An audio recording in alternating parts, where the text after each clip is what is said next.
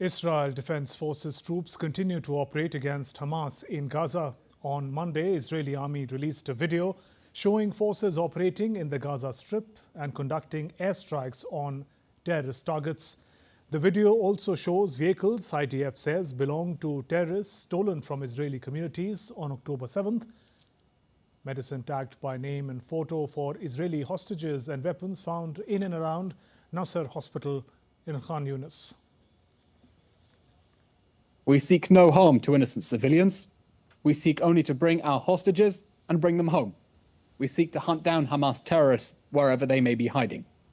During the operation, the IDF arrested hundreds of suspected terrorists, including some posing as medical staff, and over 20 individuals who participated in the October 7 massacre. We have already released some of their names and identities. Following interrogations, we can confirm that hostages were indeed held at the Nasser hospital, and we have information that bodies of murdered hostages were held there too. And these developments come as Israel has set March 10th deadline for Hamas to free hostages. On Sunday, Israel War Cabinet Minister Benny Gantz said the world must know and Hamas leaders must know that if by March 10th our hostages are not home, the fighting will continue everywhere, to include the Rafah area. Meanwhile, Israeli Prime Minister Benjamin Netanyahu said not launching Rafah offensive equals losing the war with Hamas. Whoever wants to prevent us to operate in Rafah is actually saying, lose the war. I will not give a hand to it. Amidst these developments, the International Court of Justice on Monday opened hearings on eventually issuing a non-binding advisory opinion on charges against Israelis in respect of Palestinian territories. Israel will not present an oral argument, although it has sent written observations. A statement by the Israeli government said advisory opinion by the court on Palestinian territories would be harmful to any negotiated resolution of the Israeli-Palestinian conflict. The case arrived at the court after UN General Assembly voted by a wide margin in December 2022 to ask the 15-judge panel for a non-binding advisory opinion on charges against Israel. The hearings will be held until February 26th. After that, the judges are expected to take several months to deliberate before issuing an advisory opinion.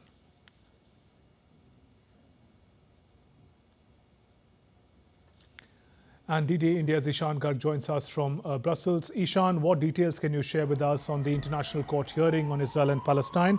And Israel says that any advisory would be harmful. How do we interpret that?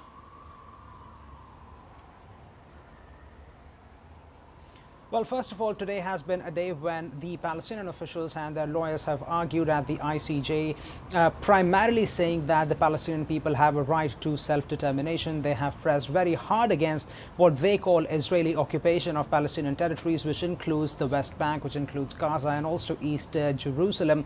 They have said that the fact that Israel has been holding on to these territories for more than 6 decades is testament to the fact that many of the international laws and regulations have been trampled on in that area, and they've also highlighted the what they have said are severe human rights issues in that area, and they've called on the international community to also take a look at what's happening in that part of the world. One of the lawyers presenting the arguments from the Palestinian side actually criticized the United States as well for standing up with Israel in this time, and said that US has been supporting Israel throughout what they have called illegal occupation. We haven't yet heard from the Israeli side. It's understood that they have submitted or will be submitting their arguments in written, and only then we will understand what will come from the Israeli side. But legal experts have told us that it's likely that Israel is likely to tell the court that its administration of those territories is legal indeed, and it's going to argue that it's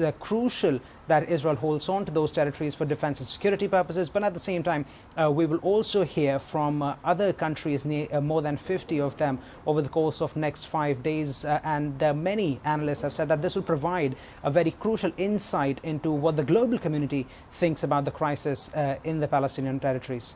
Ishan, thank you for joining us with those updates. Meanwhile, EU foreign ministers are meeting in Brussels to discuss a host of current geopolitical matters.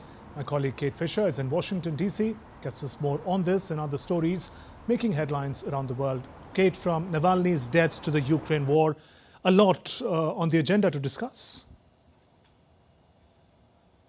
There certainly is, and Russia has denounced the Western response to opposition leader Alexei Navalny's death as, quote, unacceptable. Kremlin spokesperson Dmitry Peskov condemning the responses from the United States and Europe, calling them, quote, frankly obnoxious statements. He assured that these reactions would not undermine President Vladimir Putin. Peskov also emphasized that the investigation into Navalny's death is ongoing and is being carried out in compliance, he says, with the Russian law. European foreign ministers met in Brussels on Monday with the death of Russia's Alexei Navalny on the agenda. The Foreign Affairs Council exchanged views on the Russia-Ukraine conflict, focusing on the EU's military support for Ukraine, security commitments and Ukraine's peace plan. The Council will also hold talks with the Director General of the International Atomic Energy Agency, Rafael Grossi. Russia's announced that its troops have taken full control of the Ukrainian town of Avdiivka, allowing Russian troops to push back the front line from Donetsk, thus significantly securing their military from Ukrainian attacks. Meanwhile, Ukrainian President Volodymyr Zelensky spoke to US President Joe Biden over the weekend about Avdiivka and the need for more support for Ukraine.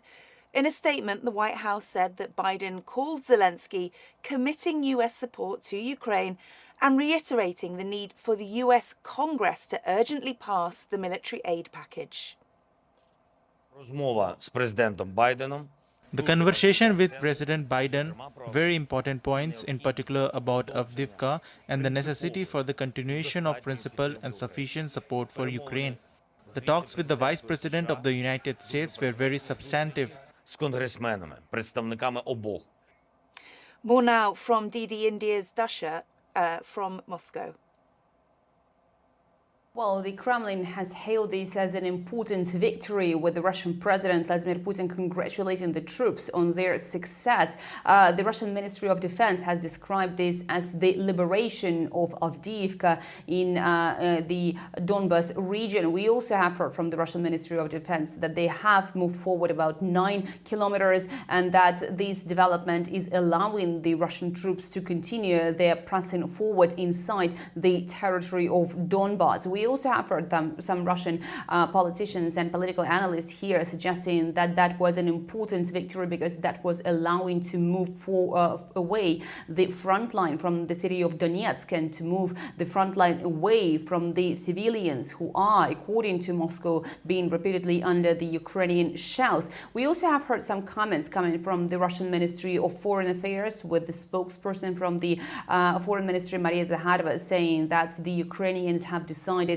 to leave Avdiivka not because they want to save the lives of their fighters, but because, according to her, the Ukrainian authorities can fight only for big money that goes directly into their pockets or against the civilians. So indeed, it is an important victory for the Russians, especially given the sequence of the events. On the 24th, there will be the second anniversary since the start of Russia's special military operation. And also in March, the Russians will be going to the polls to elect a new president. US Republican presidential contender Nikki Haley has lashed out at her rival Donald Trump. While campaigning in her home state of South Carolina ahead of polling for the nomination there, Haley reminded her supporters of the legal woes that the former US president is facing in various courts. Haley is Trump's last remaining rival for the Republican presidential nomination, and she said that Trump cannot be an effective president or candidate because of his myriad legal problems. We are. Election day is on Saturday. And a year ago this week, I announced I was running for president. And it's been quite the roller coaster. And when I look at how far we've come, there were 14 people in the race. We've defeated a dozen of the fellas. I just got one more fella I got to catch up to.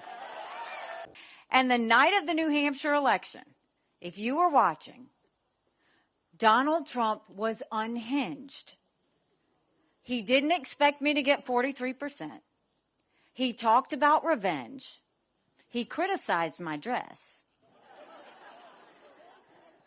Then the next day he went and he said anybody that supports her is barred permanently from MAGA.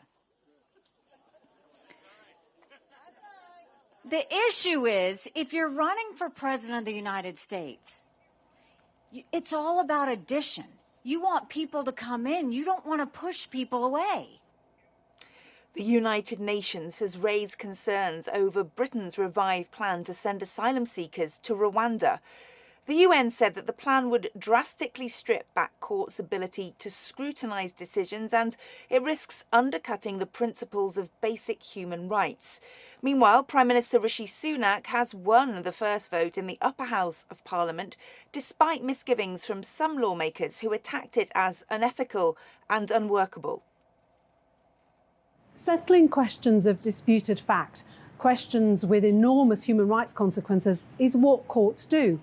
And UK courts have a proven track record of doing this thoroughly and comprehensively. You can't legislate facts out of existence. The combined effects of this bill, attempting to shield government action from standard legal scrutiny, directly undercut basic human rights principles. Independent, effective judicial oversight is the bedrock of the rule of law. It must be respected and strengthened. That's all from me here in Washington. Back now to you in the New Delhi studio. Thank you, Kate. Have a nice day. And we're heading for a short break. Still to come on DD India Global. Paris's beloved Eiffel Tower closed to public on Monday as workers held a strike to call for review of financial management.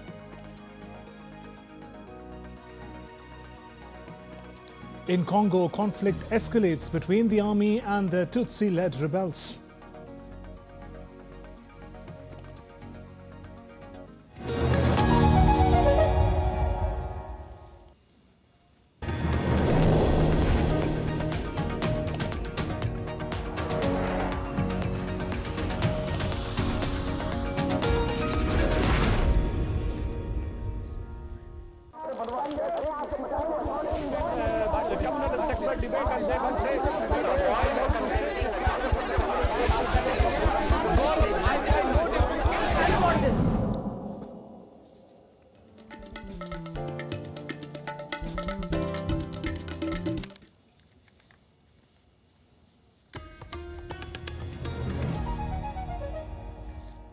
Welcome back. You're watching DD India Global. I'm Shubhendu Ghosh. India's Prime Minister Narendra Modi visited the North Indian state of Uttar Pradesh on Monday. PM Modi launched 14,000 projects worth more than $120 billion at the fourth groundbreaking ceremony for investment proposals received during the UP Global Investor Summit 2024. The projects are related to sectors like manufacturing, renewable energy, IT, ITS, food processing, hospitality, education, among others. Prime Minister also inaugurated an exhibition at the groundbreaking ceremony in capital Lucknow.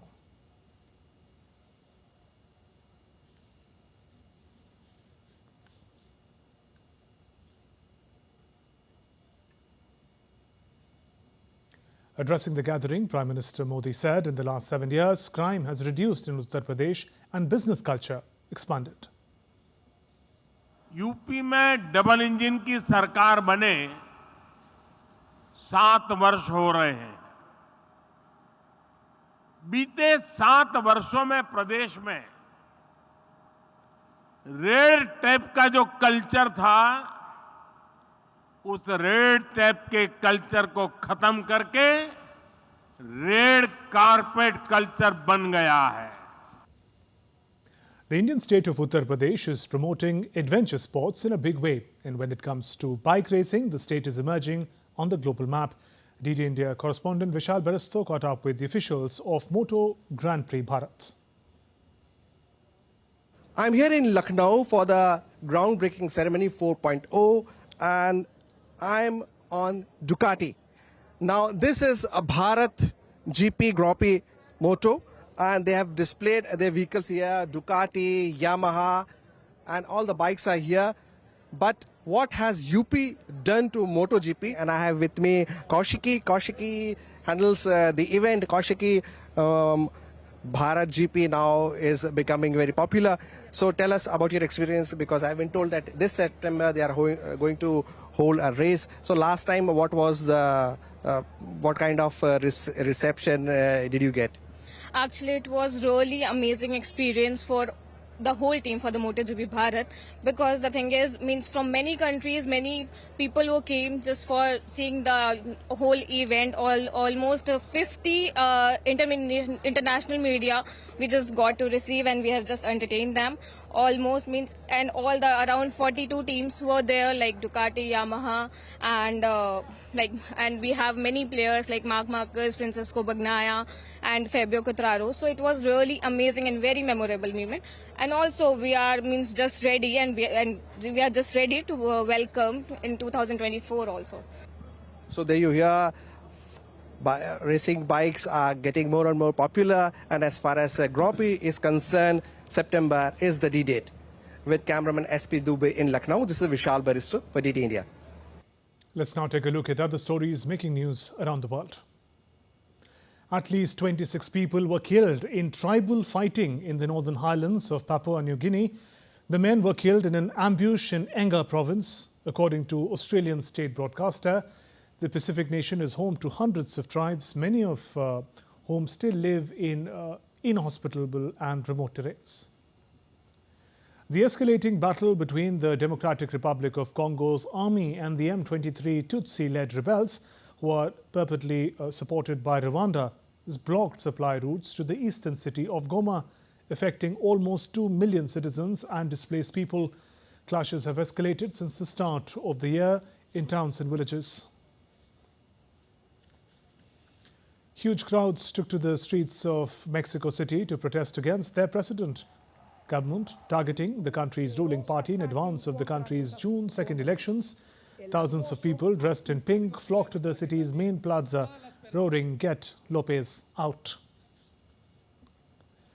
Paris's beloved Eiffel Tower was closed to public on Monday to the disappointment of tourists as its workers held strike to call for review of financial management by Paris City Hall.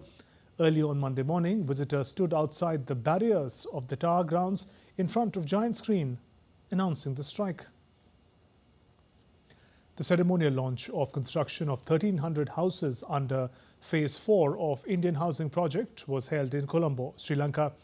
High Commissioner of India, Santosh Jha, joined President of Sri Lanka, Ranil Wickremesinghe, in the virtual launch. The houses would be constructed in 45 plantation estates across 10 districts of the island nation. Government of India has committed to constructing 10,000 houses for plantation workers who are Indian origin Tamils. British Academy of Film and Television Arts BAFTA show host David Tennant kicked off the ceremony by bringing Michael Sheen's dog named Mark Ruffalo. Irish performer Cillian Murphy won the Best Actor award for his brilliant performance in Christopher Nolan's film Oppenheimer, while Emma Stone won the Best Actress award in Poor Things at the event in London. On a triumphant evening at the BAFTA Film Awards in London, BAFTA goes to, I can read it, Oppenheimer. Christopher Nolan's epic movie Oppenheimer claimed the spotlight, securing a total of 7 awards. Hard work here. The film, centered around the creation of the atomic bomb, delivered a powerful statement ahead of the upcoming Oscars. The movie, which has already grossed over $1 billion, previously triumphed at the Golden Globes and Critics' Choice Awards, solidifying its frontrunner status for the upcoming Oscars. And the winner of the BAFTA for Best Actor goes to Cillian Murphy. While Irish performer Cillian Murphy won the Best Actor prize for playing physicist J. Robert Oppenheimer, and Emma Stone named Best Actress for Poor Things. Emma Stone, Poor Things. Thank you so much to BAFTA for this. This is really a huge honor. And the BAFTA goes to Christopher Nolan. Filmmaker Christopher Nolan, who directed Oppenheimer, won his first Best Director BAFTA award for the film. Thank you for letting us all take on something quite dark and seeing the potential in that. And the BAFTA goes to Robert Downey Jr. for Oppenheimer. For Robert Downey Jr., it marked his second BAFTA win. His previous accolade was 31 years ago for playing Charlie Chaplin. I share this with my fellow nominees. This has been an exceptional year. I owe this to Chris, Emma, Killian, the cast and crew, Universal, WME, and honestly, just British influence. Indian actress Deepika Padukone is making heads turn globally. Making BAFTA debut as a presenter, the actress also presented an award in the film, not in the English language category. The zone of interest. Prince William made a personal confession during his appearance at the 2024 BAFTA Film Awards, as wife Kate recovers from recent surgery. Prince William is the president of the BAFTA since 2010. Rahul Upadhyay's report for DD India. That's all for this edition of DD India Global. Let us know your thoughts on the news of the day. You can connect with us on Facebook, X and Instagram. You can also find us online at ddindia.co.in. We'll be back with more news as it breaks here on DD India. I'm Shubhendu Ghosh from all of us here in Delhi. Thanks for watching DD India Global. Namaskar.